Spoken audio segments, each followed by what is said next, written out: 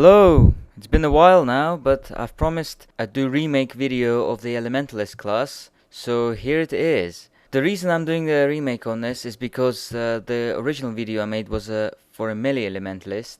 That's the path that my Elementalist took, but that's not really a default way of playing with this class. Default way would be for it to be a mage, a caster. So this is what I'm going to cover in this video. As you know, Elementalist consists of Earth and Storm masteries, so it's no brainer really why by default it should be a mage. So let's go into the skills. I'll begin discussing the Earth, even though you can start with either mastery, it doesn't really matter that much. First of all, you've got your enchantment skills.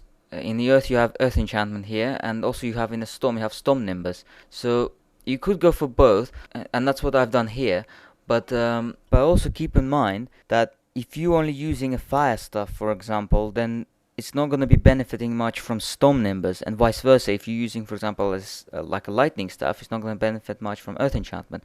I mean, these enchantments could still benefit your other spells and stuff, but your main attack might not benefit so much. So if you running low on skill points, you might want to decide that you want to specialize only in one type of elemental damage, like fire, and not so much of the other.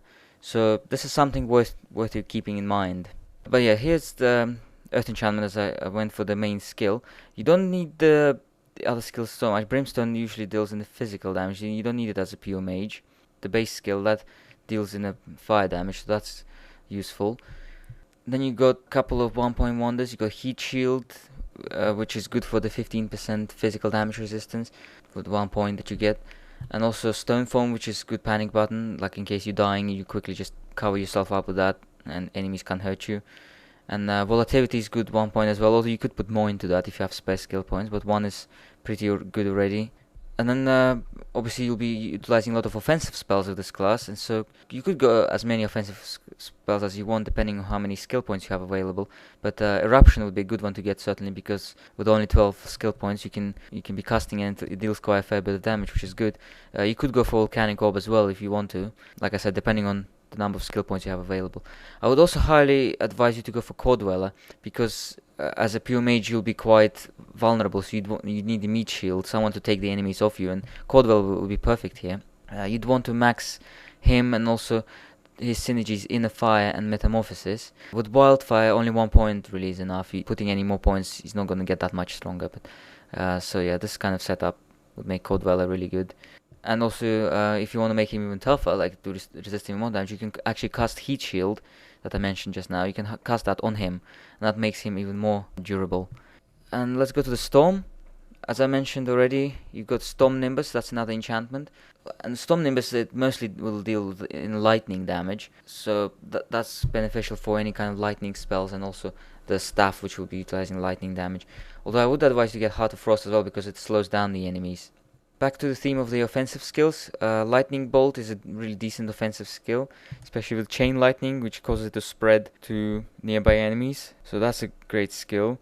And 1 point in Thunderbolt is actually quite good, and in its synergy as well, because that stuns enemies. Although I wouldn't say it's essential to get this skill, because you already have plenty of other good skills, so you could go for this if, just a couple of points doesn't really hurt. And Squall, that's another good skill to get, because Squall debuffs the enemies. It will weaken the enemies and also cause the archers to miss shots at you, so it's a good debuff. Another good sort of defensive skill would be the Storm Surge. 1 point is usually good enough in it already. You could put more if you got spare, but 1 makes it really good already, and it has a 15% chance to proc, so when you're surrounded by loads of enemies, it's gonna come up quite a lot.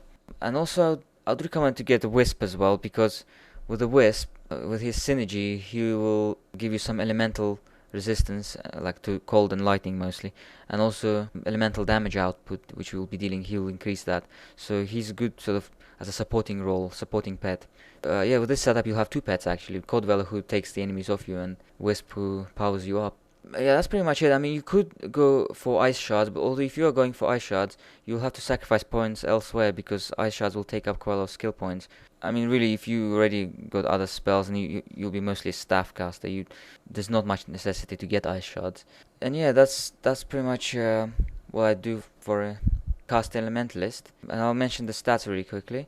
As any casters, you need loads of intelligence, and you don't really need strength at all.